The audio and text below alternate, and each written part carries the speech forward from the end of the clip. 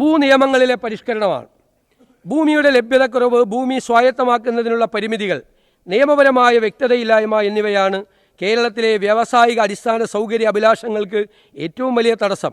സർക്കാർ വകുപ്പുകളിലും പൊതുമേഖലാ സ്ഥാപനങ്ങളിലും സമ്പദ് വ്യവസ്ഥയെ പരിവർത്തനം ചെയ്യാൻ കഴിയുന്ന പദ്ധതികൾക്കായി നിക്ഷേപകർ ഭൂമി തേടുമ്പോൾ പോലും വിശാലമായ ഭൂമി ഉപയോഗിക്കപ്പെടാതെയോ ചുവപ്പ് നാടയിൽ കുരുങ്ങിക്കിടക്കുകയോ ചെയ്യുന്നു.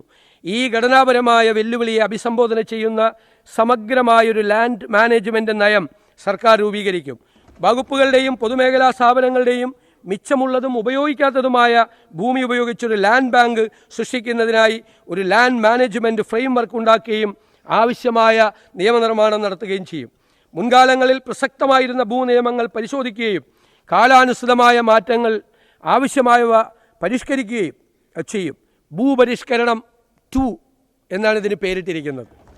വാണിജ്യ സംരംഭങ്ങൾക്കായി ഭൂമി പരിവർത്തനം ചെയ്യുന്ന പ്രക്രിയ വേഗത്തിലാക്കും. വലിയ പദ്ധതികൾക്കായി ലാൻഡ് പൂളിംഗ് ഫ്രെയിംവർക്ക് അവതരിപ്പിക്കും. ഭൂമി ഏറ്റെടുക്കൽ പ്രക്രിയകൾ സമയബന്ധിതവും സുതാര്യവും പ്രൊഫഷണലായും കൈകാര്യം ചെയ്യുന്നതിനും തുടർ നടപടികൾ സ്വീകരിക്കുന്നതിനും സർക്കാർ ഏജൻസികളായ കിൻഫ്രയെയും ഇൻകലിനെയും ശക്തിപ്പെടുത്തും. ഈ നയം കേരളത്തിൻ്റെ സാമ്പത്തിക ഭാവിയുടെയും ജനങ്ങളുടെയും പ്രയോജനത്തിനായി ഭൂവിഭവങ്ങളെ ഉപയോഗപ്രദമാക്കുന്നതിന് സഹായിക്കും.